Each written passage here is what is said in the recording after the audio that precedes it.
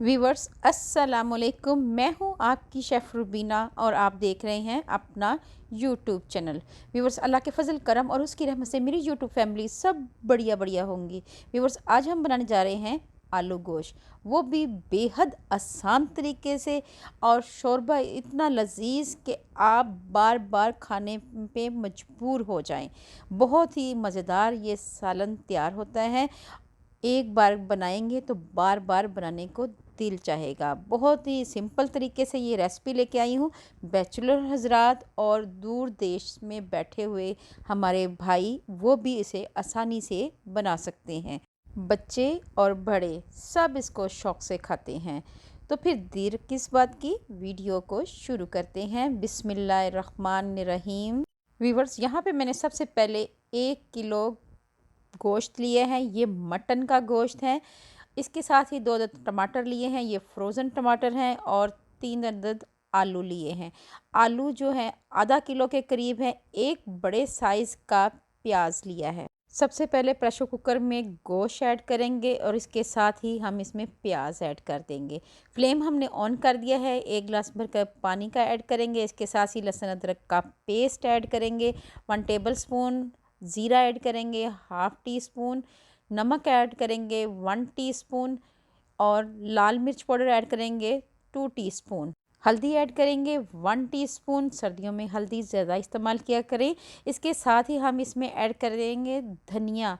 धनिया हम यहाँ पे 1.5 टीस्पून ऐड करेंगे। कद्दूकश किए हुए 2 अदद टमाटर हैं, ये ऐड करेंगे। वीवर्स, ये फ्रोज़न टमाटर हैं, इनको कद्दूकश कर लिया है। वीवर्स, यहाँ पे हम अच्छी तरह मिक्स करेंगे। यहाँ पे मैंने 1 गिलास पानी और ऐड किया था, लेकिन वो स्किप हो गया। इसके साथ ही हम यहाँ पे साबुत मसालों में 5 से 6 लौंग, आधा टुकड़ा बादियान का और 1 दालचीनी का टुकड़ा ये ऐड करेंगे, और इसके बाद इसको 8 मिनट के लिए प्रेशर लगा देंगे। वीवर्स, यहाँ पे मैंने प्रेशर लगा दिया है। 8 मिनट हो चुके हैं। आप देख सकते हैं कि अभी भी गोश्त में पानी है, लेकिन गोश्त हमारा 90% तक पक चुका है। व्यूवर्स, मेरी आपसे हम्बल रिक्वेस्ट है, अगर आप मेरे चैनल पे नए आए हैं तो मेरे चैनल को कर लें जल्दी से सब्सक्राइब और बेल आइकन को ज़रूर प्रेस किया करें ताकि लेटेस्ट नोटिफिकेशन आप तक पहुंच सके।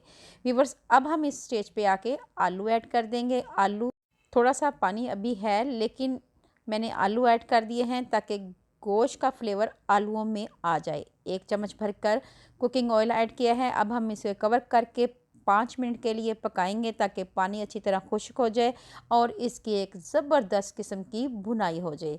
भुनाई यहाँ पे बहुत ही ज़बरदस्त किस्म की हो रही है और बहुत ही अच्छा सा अरोमा आ रहा है। यकीन जाने बहुत ही अच्छी सी खुशबू आ रही है और बहुत ही मज़ेदार आलू गोश्त हमारा तैयार हो रहा है। अच्छी सी यहाँ पे हमने भुनाई कर दी है।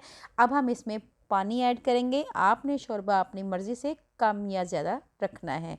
यहाँ पे हम इसको चावलों के साथ सर्व करेंगे, तो इसलिए मैंने इसमें 2 गिलास भर कर पानी के ऐड किए हैं। व्यूअर्स, 5 मिनट हो गए हैं पकते हुए। अब आलू भी गल चुके हैं और गोश्त भी गल चुका है। इस स्टेज पे आके हमने फ्रोज़न धनिया ऐड किया है। इसके साथ गरम मसाला ऐड किया है। गरम मसाला जब भी ऐड करें फ़ौरन कवर कर दें। अब हम आपको सर्व करके दिखाते हैं। व्यूअर्स, मज़ेदार आलू गोश्त हमारा तैयार है। आप इसको चावलों के साथ, पराठे के साथ, चपाती के साथ और ख़मीरी रोटी के साथ सर्व कर सकते हैं। अगर आपको ये मेरी रेसिपी ज़रा सी भी अच्छी लगी है तो मुझे लाइक और कमेंट करना मत भूलिए। अल्लाह पाक आपको सेहत तंदुरुस्ती वाली ज़िंदगी दे। अल्लाह पाक आपको दुनिया जहान की तमाम खुशियाँ दे। अल्लाह पाक आपका दस्तरखान वसी करे। अपना और अपने प्यारों का ख्याल रखें। दुआओं में मुझे याद रखें। अल्लाह हाफिज़।